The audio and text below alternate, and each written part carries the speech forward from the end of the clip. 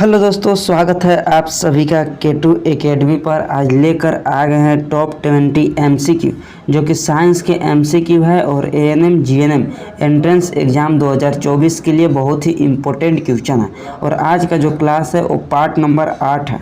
इससे पहले आप लोग नहीं देखे हैं तो जाकर देख लीजिएगा, प्लेलिस्ट बना दिए हैं और डिस्क्रिप्शन में भी लिंक है प्लेलिस्ट का। तो देखिए, सबसे पहला क्वेश्चन है, मनुष्य के शरीर में सबसे बड़ी ग्रंथि है। बहुत ही इम्पोर्टेंट प्रश्न है। सबसे पहला प्रश्न है, देखिए यहाँ पे, लिवर, अग्नाशय, अंडाशय या फिर एड्रिनल। तो सबसे बड़ी ग्रंथि यहाँ पे बोला है तो लिवर हो जाएगा, यानी कि सबसे बड़ी ग्रंथि इसका हो जाएगा। लिवर नहीं देकर ऑप्शन में आपको यकृत भी दे सकता है, तो इसका राइट आंसर यकृत हो जाएगा। अगर यहाँ पे क्वेश्चन में आता है कि मनुष्य के शरीर की दूसरी सबसे बड़ी ग्रंथि, यानी कि सेकंड नंबर पर जो है सबसे बड़ी ग्रंथि वह अग्नाशय हो जाएगा। तो इसका राइट आंसर जो है वह हो जाएगा ऑप्शन नंबर ए, लिवर। इसके बाद देखिए अगला प्रश्न है। अगला प्रश्न है, देखिए यहाँ पे है प्रश्न की भौतिक परिवर्तन है, अस्थायी परिवर्तन, अस्थायी परिवर्तन, ए और बी दोनों या फिर इनमें से कोई नहीं। तो देखिए, भौतिक परिवर्तन होता है और एक होता है रासायनिक परिवर्तन।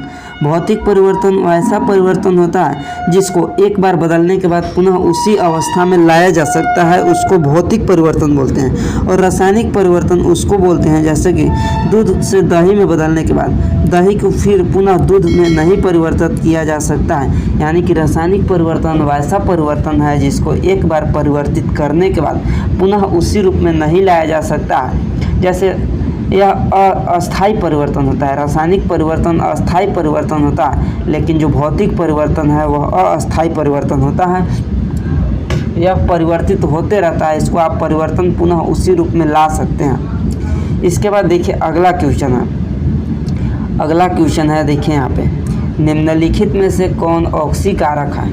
H2CO यानी कि कोबाल्ट, H2S या फिर ऑक्सीजन। तो यहाँ पे देखिए, यहाँ पे बोला है ऑक्सीकारक। ऑक्सीकारक क्या है? सबसे पहले हम लोग ऑक्सीकारक देखेंगे, यानी कि इसको इंग्लिश में बोलते हैं ऑक्सीडेशन। ऑक्सीडेशन, ऑक्सीकारक यानी कि जिसको में ऑक्सीजन का योग होता है, ऑक्सीजन का जिसको में योग होता है, ऑक्सीजन का जुड़ना, ऑक्सीजन का योग होता है, उसको ऑक्सीडेशन बोलते हैं। तो यहाँ पे देखिए ऑक्सीजन का योग किस में है? तो ऑप्शन नंबर डी पे देखिए O2, O और O, ऑक्सीजन और ऑक्सीजन मिलकर O2 यहाँ पे बनाता है, तो O2 हो जाएगा इसका ऑक्सीडेशन। आप लोग को यहाँ पे मन में होगा कि यहाँ पे CO, तो यहाँ पे CO नहीं है, यहाँ पे कोबाल्ट है। अगर यहाँ पे C और O यानी कि कार्बन मोनोऑक्साइड होता, C और O होता तो यह भी ऑक्सीडेशन होता, लेकिन यहाँ पे देखिए C और यहाँ पे स्मॉल o, कोबाल्ट यहाँ पे दिया है, तो यह ऑक्सीडेशन नहीं है। अगर H2O यहाँ पे होता ऑक्सीजन का योग, तो यह ऑक्सीडेशन हो जाता। यहाँ पे O2 है, यह ऑक्सीडेशन है। यहाँ तक क्लियर है सभी लोगों का? एक बार बतला दीजिए। यहाँ तक सभी लोगों का क्लियर है? एक बार बतला दीजिए। चलिए, सभी का क्लियर है। अगला क्वेश्चन है, देखिए, मनुष्य में सोचने वाली ऊतक है, पेशी ऊतक, एपिथेलियल ऊतक, संयोजी ऊतक या फिर तंत्रिका ऊतक। कौन सा ऊतक है जो मनुष्य में सोचने के लिए है? तो इसका जो राइट आंसर हो जाएगा वो तंत्रिका ऊतक, ऑप्शन नंबर डी हो जाएगा इसका बिल्कुल सही आंसर, तंत्रिका ऊतक।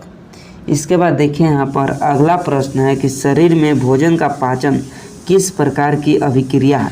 अवकरण, ऑक्सीकरण, उदासीनीकरण या फिर विद्युत अपघटन।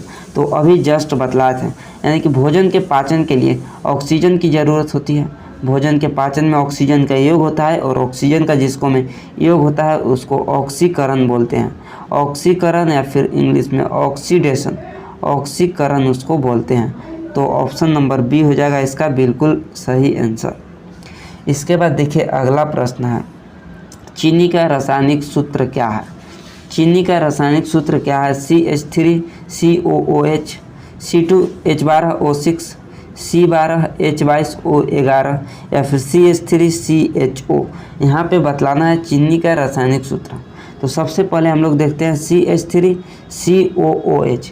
यह जो है वह एसिटिक एसिड, एसिटिक एसिड का रासायनिक सूत्र है, एसिटिक एसिड। और आप लोग को पिछले क्लास में बतलाए थे कि सिरका में कौन सा अम्ल होता है, तो एसिटिक एसिड। एसिटिक एसिड जो है वह सिरका में पाया जाता है और यह क्वेश्चन पूछा जाता है कि सिरका में कौन सा अम्ल होता है, तो एसिटिक एसिड। इसके बाद देखते हैं C6H12O6, यह जो है वह ग्लूकोज में पाया जाता है। C6H12O6 जो है वह ग्लूकोज में पाया जाता है। C12H22O11 यह जो है वह शुगर में पाया जाता है, यानी कि चीनी में, यह चीनी में पाया जाता है। और जो CH3CHO है यह एथेनॉल है, एथेनॉल है, या फिर इसको एसिटाल्डिहाइड बोलते हैं, एथेनॉल इसको बोलते हैं, एथेनॉल इसको बोलते हैं। यहाँ तक क्लियर है सभी लोगों का? आप लोग इसको नोट भी कर लीजिएगा, इसको नोट आप लोग कर लीजिएगा, या फिर इसका जो PDF है वो आपको टेलीग्राम पर मिल जाएगा। आप लोग टेलीग्राम को ज्वाइन कर लीजिएगा, डिस्क्रिप्शन में लिंक दिया हुआ है। इसके बाद देखिए यहाँ पे अगला प्रश्न है, या फिर आप लोग टेलीग्राम पर जाकर सर्च कीजिएगा K2 एकेडमी, आपको टेलीग्राम मिल जाएगा सबसे पहले और उसको आप लोग ज्वाइन कर लीजिएगा। चलिए अगला प्रश्न है, देखिए जब NaOH जिंक से अभिक्रिया करता है तो कौन सा यौगिक बनाता है? Na2ZnO2, NaZnO2, NaOZn2 या फिर NaZnO2। तो यहाँ पर देखिए जब NaOH जिंक से अभिक्रिया करता है तो यहाँ पे क्या बनाता है? सोडियम जिंकेट बनाता है, सोडियम जिंकेट। और सोडियम जो जिंकेट का रासायनिक सूत्र होता है वो क्या होता है बताइए? सोडियम जिंकेट बनाता है, सोडियम जिंकेट। और सोडियम जिंकेट का जो रासायनिक सूत्र होता है वो Na2ZnO2। ऑप्शन नंबर ए हो जाएगा इसका बिल्कुल सही आंसर, ऑप्शन नंबर ए हो जाएगा इसका राइट आंसर। यहाँ तक क्लियर है सभी लोगों का? तो अगला प्रश्न है, देखिए लोहे को संक्षारित होने से बचाने के लिए उसकी सतह पर किसका लेप चढ़ाना लाभकारी होता है? क्रोमियम लेपन द्वारा, एनोडीकरण द्वारा, पेंट करके, या फिर यशद लेपन करके। बताइए किससे किया जाता है? इसके ऊपर लेप चढ़ाने को क्या कहते हैं बताइए यहाँ पे? तो इसको यशद लेपन हो जाएगा इसका right answer, option number D. इसके बाद अगला क्वेश्चन है, देखिए लोहे का परमाणु संख्या है 23, 26, 25 या फिर 24। तो लोहे का परमाणु संख्या 26 होता है, सभी लोगों को मालूम होगा, और लोहा जो है वह धातु होता है। इसके बाद अगला क्वेश्चन है, देखिए निम्नांकित में कौन लवण है? HCl, NaOH, K2SO4 या फिर NH4OH। तो इसमें जो लवण है वह है K2SO4, option number C, K2SO4। इसके बाद अगला प्रश्न है, देखिए निम्नांकित में से कौन प्रबल भस्म है? NH4OH, KOH, FeOH2 या फिर CuOH2। तो इनमें बतलाइए कि सबसे प्रबल भस्म कौन है? सबसे प्रबल भस्म जो है वो KOH, पोटेशियम हाइड्रोक्साइड है। इसके बाद अगला क्वेश्चन है, देखिए अगला क्वेश्चन है यहाँ पे देखिए कि सोडियम क्लोराइड के जलीय विलयन से विद्युत धारा हाइड्रोक्साइड बनाता है, तो इस अभिक्रिया को क्या कहा जाता है? विद्युत विच्छेदन प्रक्रिया, विघटन प्रक्रिया, द्विविस्थापन प्रक्रिया या फिर क्लोर क्षार प्रक्रिया। आप लोग जल्दी से बतलाइए इसका क्या हो जाएगा आंसर। और अभी तक जो चैनल को सब्सक्राइब नहीं किया उन लोग सब्सक्राइब कर दीजिए और बेल आइकन को ऑल पर प्रेस कर दीजिएगा। और इस वीडियो को आप लोग लाइक कीजिए और अपने दोस्तों के पास शेयर ज़रूर कर दीजिएगा। चलिए इसका जो राइट आंसर हो जाएगा ऑप्शन नंबर डी हो जाएगा, क्लोर क्षार प्रक्रिया। क्लोर क्षार प्रक्रिया इसको बोलते हैं। अगला क्वेश्चन देखिए, यहाँ से एक क्वेश्चन फिक्स आता है। यहाँ पे देखिए नीचे प्रक्रियात्मक समूहों का फार्मूला दिया गया है, इनमें से कौन कीटोन है? इनमें से कीटोन कौन है बतलाना है? COOH, CHO, OH या फिर CO। तो सबसे पहले यहाँ पे देखते हैं COOH। यह जो है वह कार्बोक्सिलिक अम्ल होता है, कार्बोक्सिलिक अम्ल यह होता है। CHO जो है वह एल्डिहाइड होता है, CHO जो है वह एल्डिहाइड होता है। आप लोग नोट करते जाइएगा। OH जो होता है वह एल्कोहल होता है, और CO जो है वह कीटोन होता है, यह है कीटोन होता है। इसका राइट आंसर हो जाएगा option number D, option number D हो जाएगा इसका बिल्कुल सही आंसर। इसके बाद देखिए अगला प्रश्न है, देखिए कि निम्नलिखित में से कौन उपधातु है? Fe यानी आयरन, कॉपर, नाइट्रोजन गैस या फिर Sb यानी कि एंटीमनी। बतलाइए इनमें से कौन उपधातु है। और इसका जो बिल्कुल सही आंसर हो जाएगा वो ऑप्शन नंबर डी एंटीमनी। और एंटीमनी का जो परमाणु क्रमांक होता है वह 51 यानी कि 51 होता है इसका परमाणु क्रमांक। इसके बाद अगला प्रश्न है, देखिए अगला प्रश्न है, देखिए CaCO3 यानी कैल्शियम कार्बोनेट से बनता है CaO प्लस CO2 किस प्रकार की अभिक्रिया है।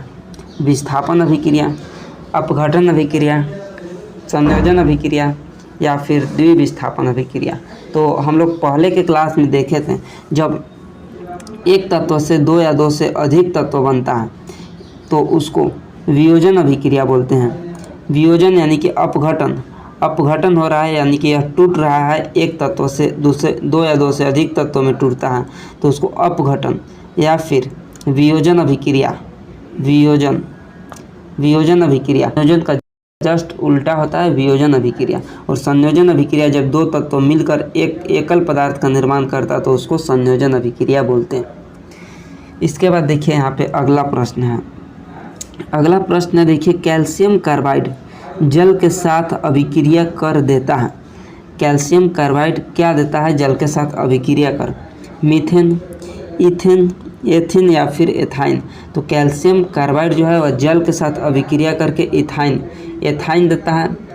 एथाइन का जो होता है रासायनिक सूत्र वो C2H2 होता है। इसको एसिटिलीन भी बोलते हैं, एसिटिलीन भी इसको बोलते हैं या फिर एथाइन। इसका जो रासायनिक सूत्र C2H2 होता है।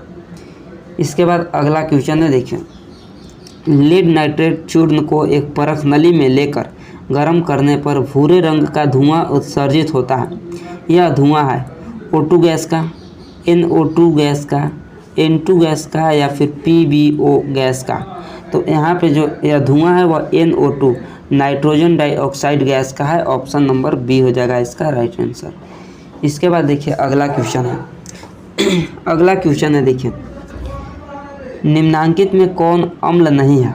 HCl, HNO3, H2SO4 या फिर KOH। तो यहाँ पे देखिए HCl सभी को मालूम है यह अम्ल है, हाइड्रोक्लोरिक अम्ल। और यहाँ पे HNO3, H2SO4 और KOH। तो जिसको में OH होता है वह होता है क्षार। OH जिसको में होता है वह होता है क्षार। और यहाँ पे देखिए इसको में देखिए जिसको में ऑक्सीजन 2 या 2 से अधिक होता है वह भी होता है अम्ल। इसको पहचानने की एक तरीका होता है, जिसको में ऑक्सीजन 2 या 2 से अधिक होता है वह अम्ल होता है। तो इसका जो राइट आंसर हो जाएगा वो ऑप्शन नंबर डी। यहाँ पे इसको देख लीजिएगा, जिसको में ऑक्सीजन 2 या 2 से अधिक होता है उसको वह अम्ल होता है। यह आप पहचान सकते हैं इस ट्रिक के माध्यम से। इसके बाद देखिए अगला क्वेश्चन है कि हीरा और ग्रेफाइट में से कौन विद्युत का सुचालक है? हीरा और ग्रेफाइट दोनों, ग्रेफाइट या कार्बन। तो ये तो सभी लोगों को मालूम होगा कि ग्रेफाइट जो है वह विद्युत का सुचालक है। ग्रेफाइट विद्युत का सुचालक होता है।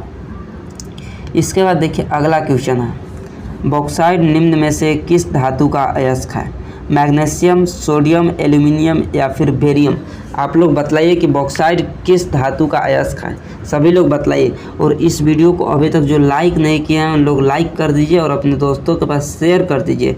और आप लोग चैनल को सब्सक्राइब कर लीजिए। डेली क्लास हो रहा है, वो भी फ्री में हो रहा है। आप लोग डेली क्लास को अटेंड कीजिए। चलिए इसका बतलाइए क्या हो जाएगा। बिल्कुल सही, यहाँ पे इसका एल्यूमिनियम हो जाएगा। बॉक्साइट एल्यूमिनियम का अयस्क है। और जो बॉक्साइट का रासायनिक सूत्र होता है वो Al2O3 इंटू 2H2O होता है इसका रासायनिक सूत्र। इसके बाद देखिए अगला क्वेश्चन है। तो यही था आज के 20 क्वेश्चन।